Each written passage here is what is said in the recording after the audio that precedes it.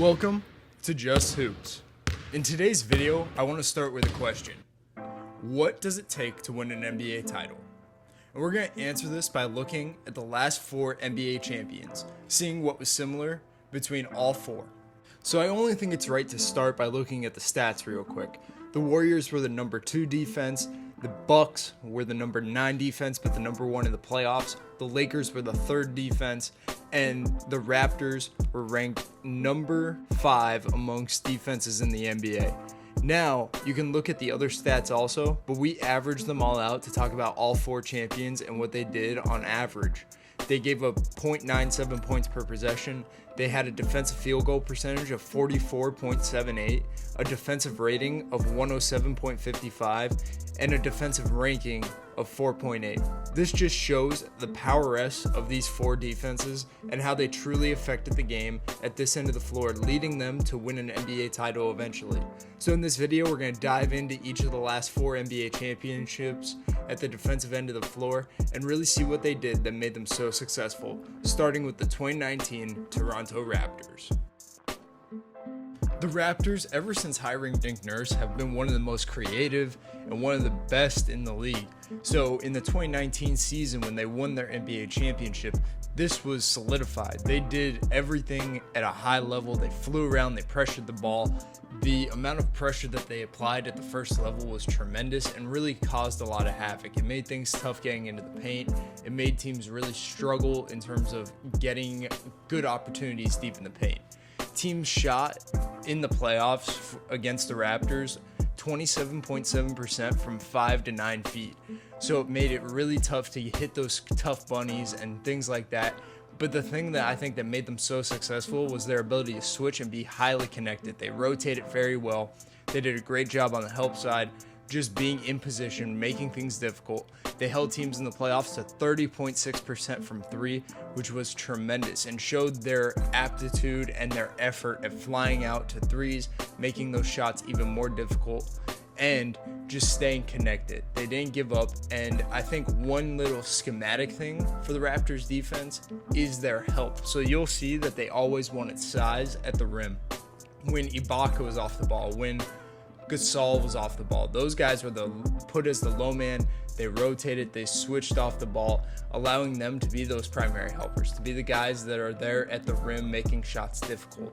In terms of the first level that we talked about with the pressure, you can see that they did a great job in the gaps, loading up, making drives nearly impossible, giving their no lanes to attack, and also they knew when a guy didn't want to attack, they were up denying the passing lane, making it tough for them to make a decision, stagnating the offense, and they just consistently applied that pressure at the point, along with packing that backside and making things difficult in the paint. Early help was part of their whole season that year and continues to be. They fly around, they get there early, they take charges, they do the little things at a very high level that make them successful at this end. And along with that, they've also shown the ability to be incredibly creative, going zone, using junk defenses. And those types of things make it very difficult for an offense to understand what's coming their way and how to get buckets. Their ability to just all around apply pressure, do what they did in the playoffs and the regular season, made them NBA champions. And to go into more stats with them real quick, they gave up under 0.96 points per possession, a 44.9 field goal percentage, the defensive rating of 106.8, and in the playoffs, they were the 4th ranked defense with a defensive rating of 104.2. The Raptors were elite as a defense and continue to build upon this foundation by Nick Nurse since then, with creativity, with length, with pressure, along with a tremendous ability to rotate and help each other out. This defense was one of the best, I think, in the past couple of years, with all the things that they showed that they were able to do, and it was a huge reason why they were champions. Now let's look at the 2020 Los Angeles Lakers.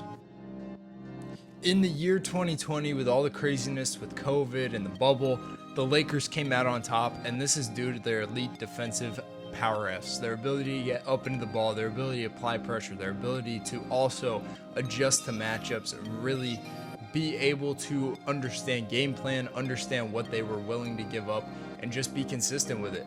I think at the end of the day, their ability to cover for each other was one of the best in basketball for the last couple of years, and flying around, making plays, applying pressure, doing all the little things, along with being physical. Frank Vogel's teams have always been highly physical, highly effective in terms of just making you uncomfortable, and that was seen with this 2020 Laker team. Now let's dive in a little bit more to some more specific things. I think that under Frank Vogel, physicality was key with them. Everybody understood their role, everybody made things difficult at the point of attack, and everybody was big-time playmakers.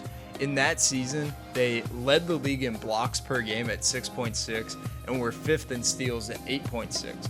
This ability to just cause havoc and make plays consistently is huge for any team willing and able to be successful at the defensive end of the floor.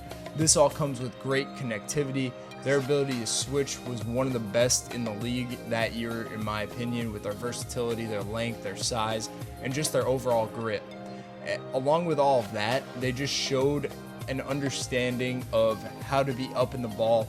I think that as a defense that year, Frank Vogel really committed to them being highly physical.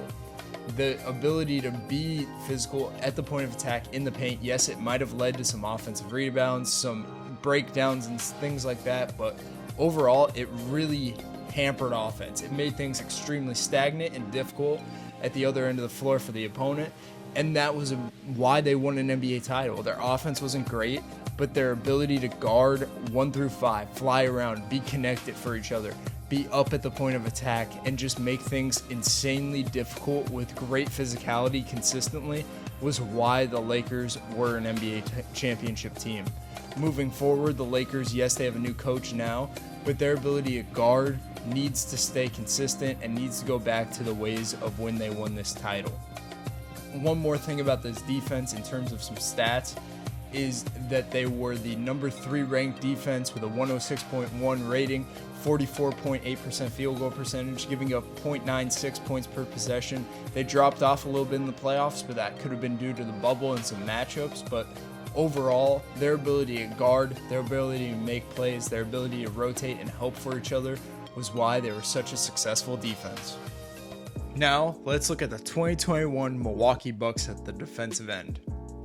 The Bucks, if you want to make it short and sweet, were incredibly effective at protecting the paint, giving up under 40 points per game in the paint as number 2 in the NBA that season in the playoffs behind the Knicks. But this season for the Bucks was one in which defense was highly experimented. During the regular season, they weren't the highest defense in the league, ranked number 9, but once it became playoff time, everything they locked in, they understood their game plan and really went at it with full speed ahead, giving up 0.978 points per possession, a 45.4 field goal percentage, a defensive rating of 106.8, which was 4 full points better than their regular season, and were ranked number 1 in defense. This defense was led with great length, their ability to pressure at the point, but the magic of this defense was the help side. Their ability to really load the elbows, load the blocks, consistently make things tough in the paint. They were highly switchable, which was a big part of their success in changing that year. A part of the experimentation of the regular season was to see if they'd be able to switch, to see what they would be able to do on the perimeter to make things tougher out there.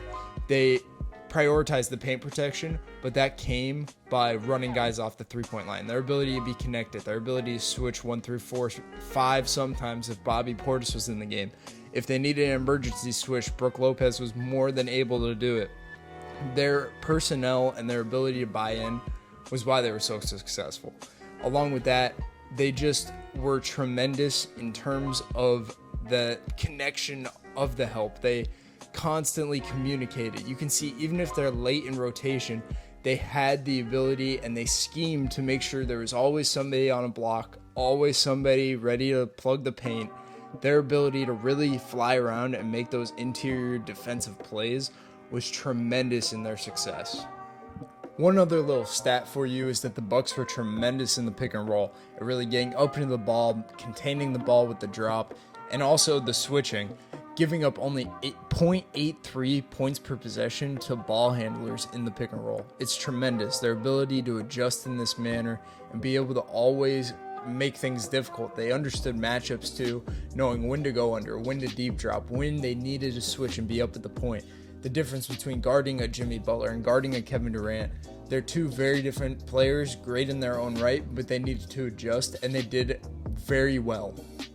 To give you some more stats too about the Bucks, they held teams under 60% shooting from within 5 feet, 41% shooting from 5 to 9 feet, and they held teams to 35.5% from 3. They wanted teams to shoot mid-range jumpers, and they were highly successful at that with their ability to fly around, pressure the ball, incredible in rotation, along with just being great in positioning, being able to help each other, being able to rotate. Their length and athleticism forced a lot of turnovers. They did struggle in transition at times, but when they got back and got set, it was really tough for teams to consistently find scoring opportunities. And I just think that the Bucks showed a level of physicality, a level of pressure, a level of just overall will to win that made them a champion. Their ability to get up into the ball, their ability to pressure, their ability to fly around on the backside, their ability to help at the rim and take a charge, to wall up, to be smart in the paint. Being able to hold a team and hold a whole NBA under 60% shooting within 5 feet for the playoffs is absolutely incredible. What they did as a team at this end of the floor once the playoffs hit was some of the best defensive basketball I've ever seen, and they continue to build upon this.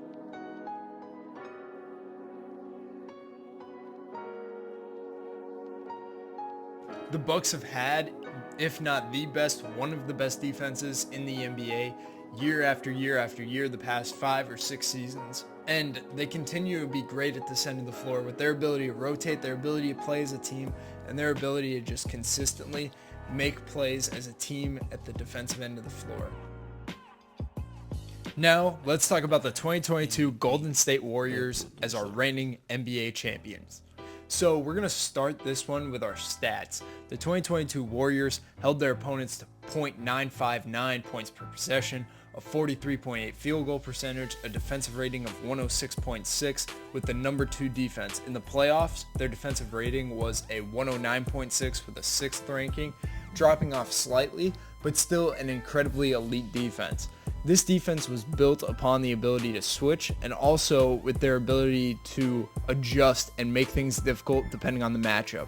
They were highly physical with Jokic. They were able to pack the paint against the Grizzlies and make things tough down there. Against Dallas, they were able to not switch as much and make the other guys make plays outside of Luka, Brunson, and Dinwiddie. And against the Celtics, they forced a lot of isolation and made things very, very stagnant with high pressure and their ability to keep matchups consistent. So the Warriors, along with all of those things, were highly creative in what they did. They were able to just show whatever they needed to, whatever Coach Kerr and his staff believed was the best possible game plan against that matchup.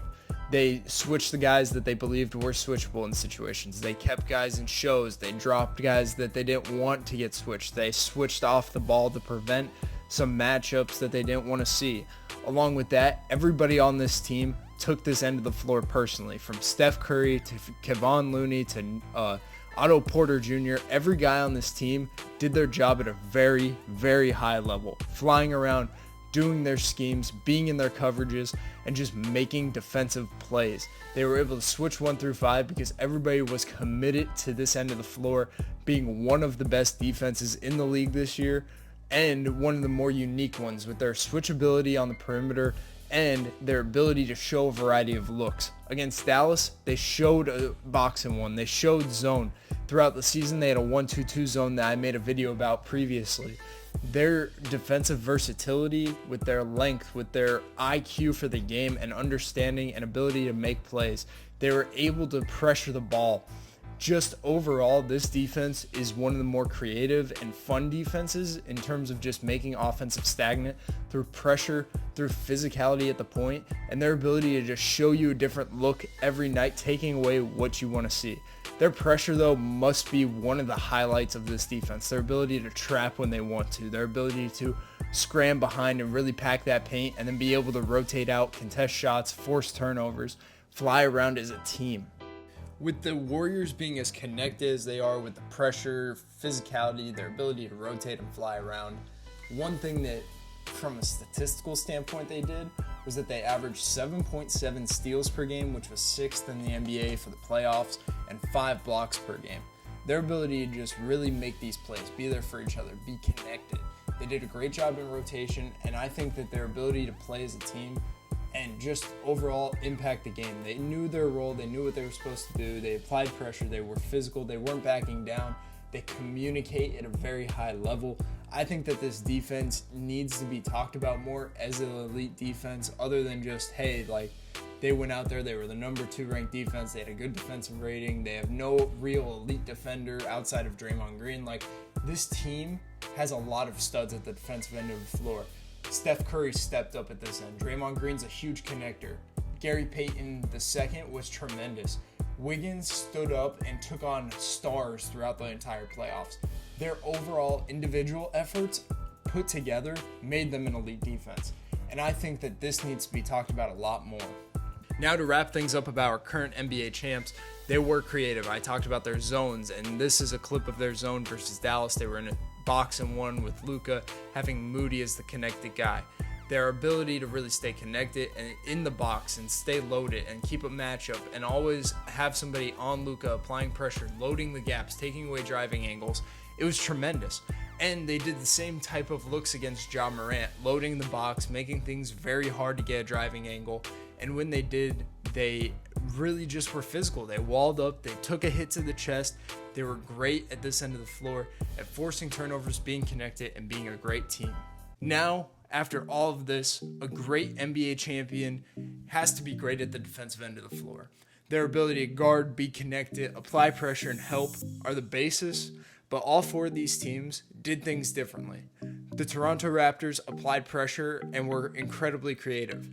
The LA Lakers were playmakers at the defensive end of the floor with great physicality. The Bucks took away paint opportunities, and the Warriors switched and forced you into stagnant offense time and time again. So I hope this video shed some light on what an elite defense is and the variety of an elite defense based on personnel, schemes, matchups. All these things apply to what it takes to guard at the highest levels of basketball. So for more content like this, please like, subscribe, and share, and we will catch you in the next one.